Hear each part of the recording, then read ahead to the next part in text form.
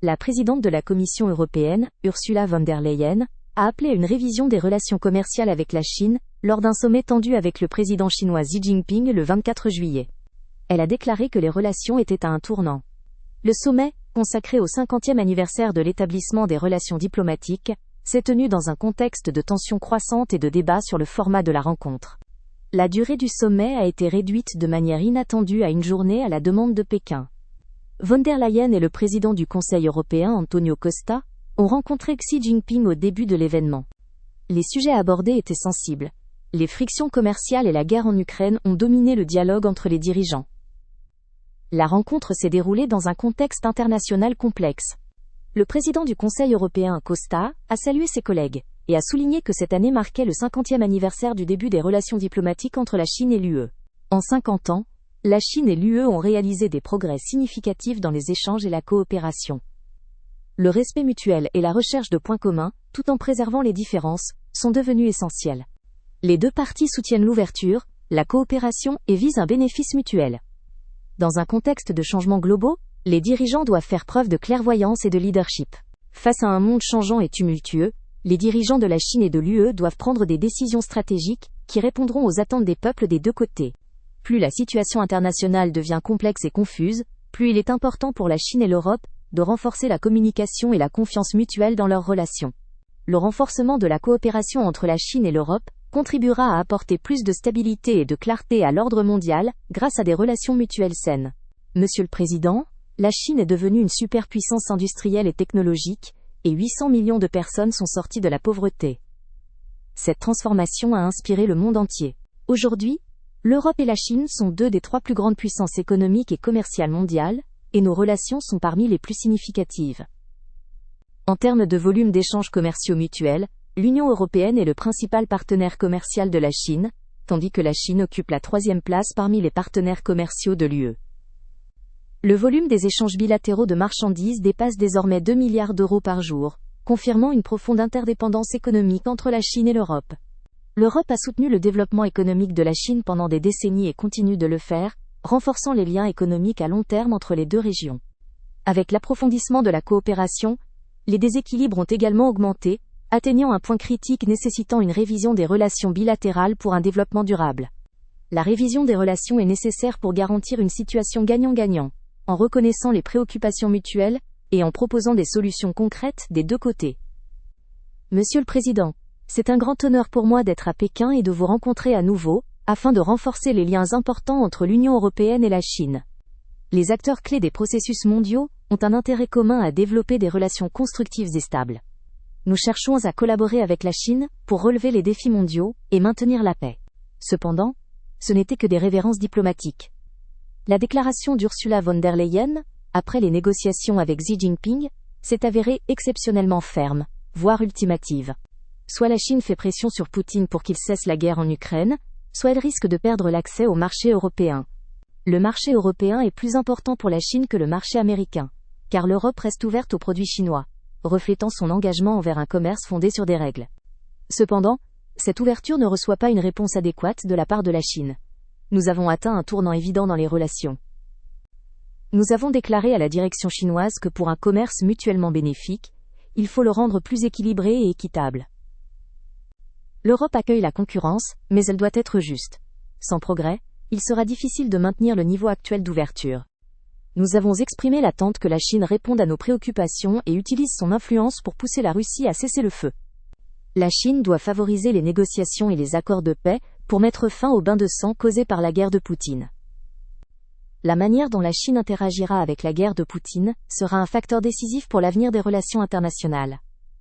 Le facteur déterminant pour nos relations futures est la responsabilité de la Chine en tant que membre permanent du Conseil de sécurité d'influencer la Russie.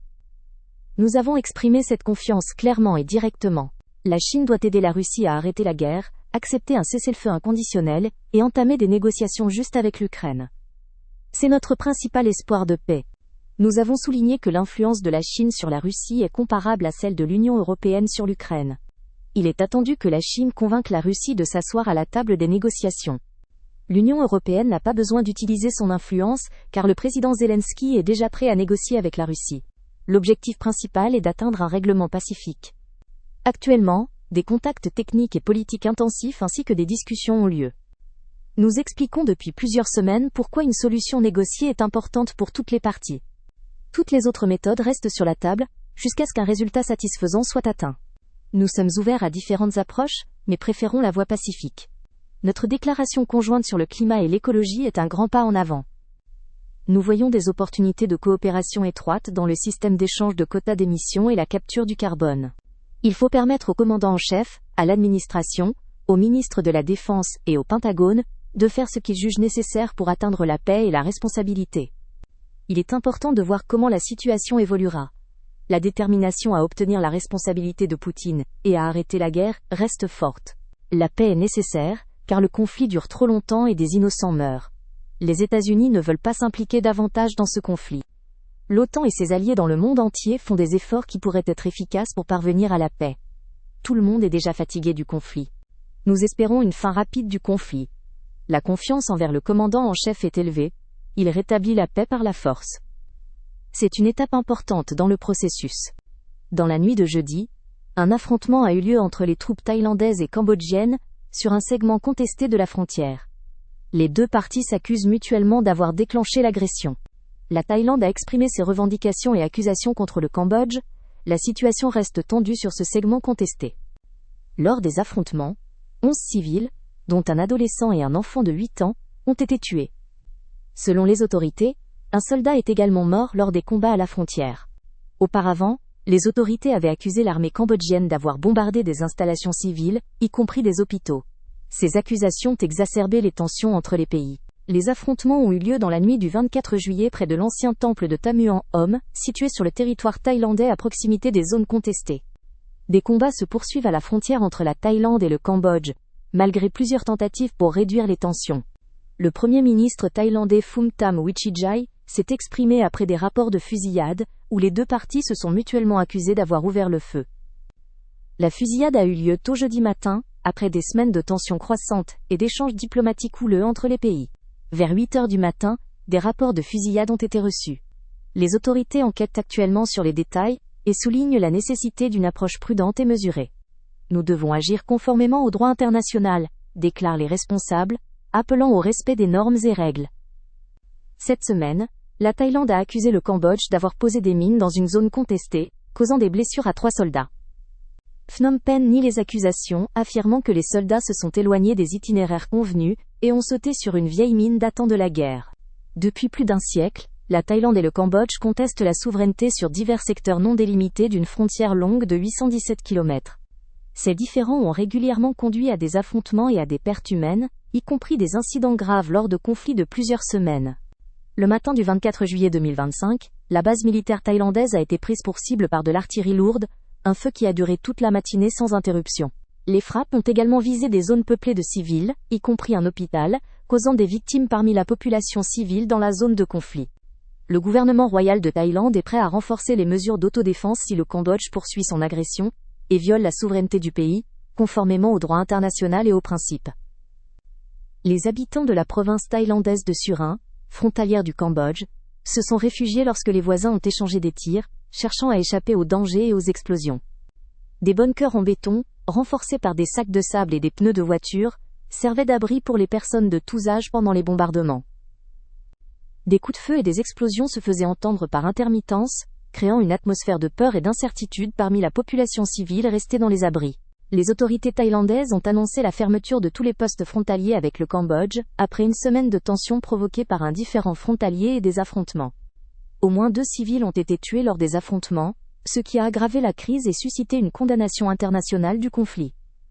À 8h20, les militaires cambodgiens ont ouvert le feu en face de la base MUPA à environ 200 mètres à l'est du temple Tamu.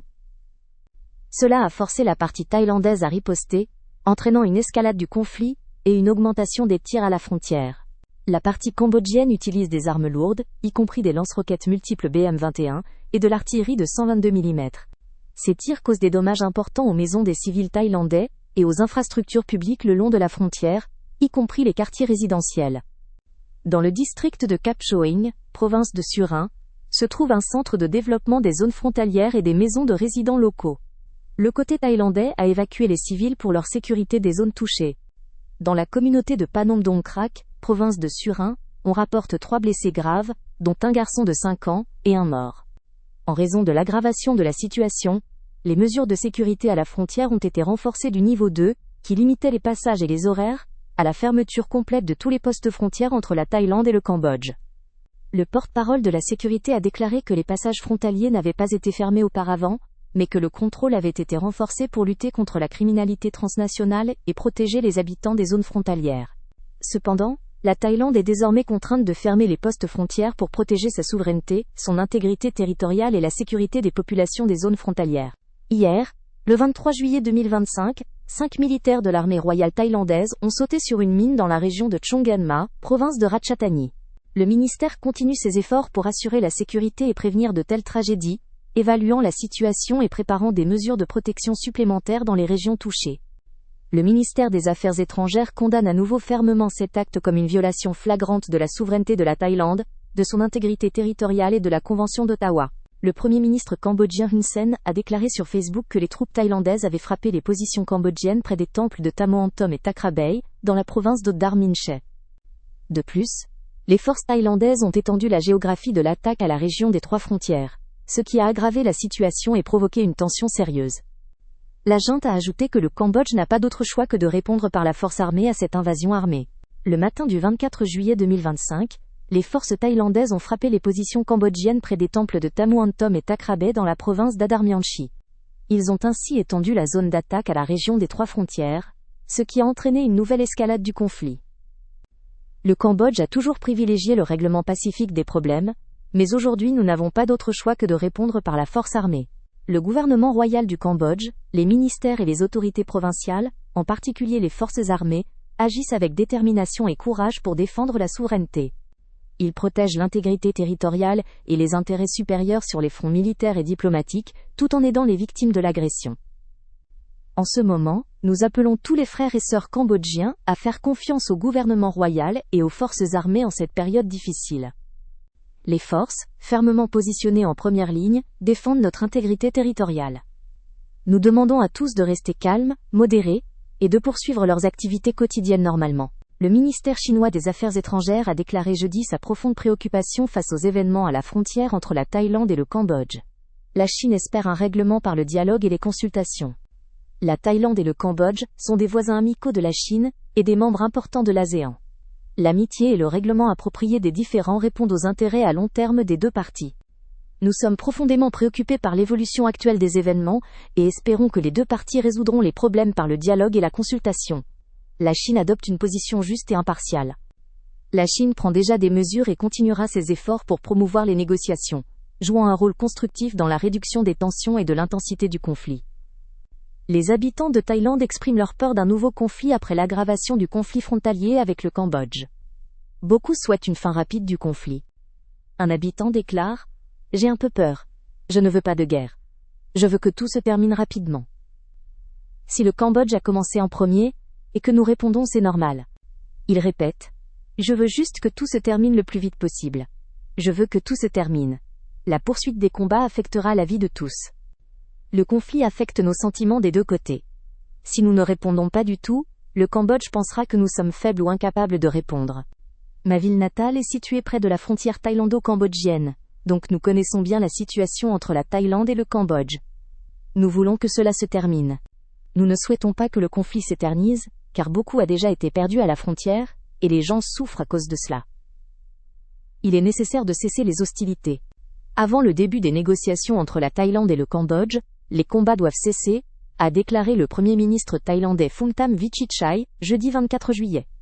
Il ne s'agit pas d'une déclaration de guerre. C'est un affrontement, et nous cherchons encore une voie pour régler le conflit. L'essentiel est la protection de la souveraineté nationale.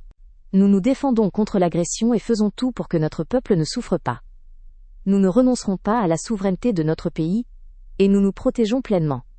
Le gouvernement thaïlandais prendra soin du peuple et fera tout son possible dans ces conditions, a déclaré le Premier ministre. C'est une promesse importante pour tous les citoyens. Jeudi 24 juillet, l'astronaute polonais Sławasz Uznanski-Wisniewski est revenu à Varsovie après une mission spatiale. Il a été accueilli par une foule enthousiaste à l'aéroport Chopin. L'astronaute a souligné que la mission sous le slogan « L'espace pour tous » a uni les efforts des pays représentant près d'un tiers de la population mondiale. C'est un symbole de coopération internationale. Il a exprimé l'espoir que le retour sur Terre stimule les nouvelles générations et soit un pas vers la position de leader de la Pologne dans les technologies spatiales. Notre devise pour cette mission était « L'espace pour tous ».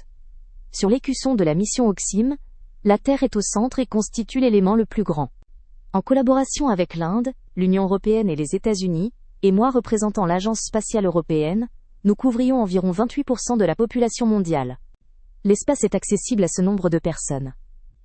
Lorsque les technologies et les opportunités en orbite apparaissent, les missions spatiales sont réalisées et ont un impact global. C'est important pour notre avenir en tant que planète, espèce humaine et Europe. J'espère que la mission inspirera les élèves et étudiants à construire notre avenir. C'est aussi une source d'inspiration pour tous en Pologne, prouvant que nous pouvons voler dans l'espace depuis la Pologne. Nous avons une adresse à la Station spatiale internationale. Ce n'est que le début, nos ambitions que nous pouvons déjà montrer aujourd'hui. J'espère qu'en 5 ans, nous deviendrons un leader technologique dans les technologies spatiales en Europe. N'oubliez pas de vous abonner à la chaîne pour suivre nos réalisations et nos futures missions dans l'espace. Rejoignez-nous pour une journée, mettez un like et cliquez sur la cloche pour ne pas manquer nos nouvelles vidéos et nouveautés intéressantes.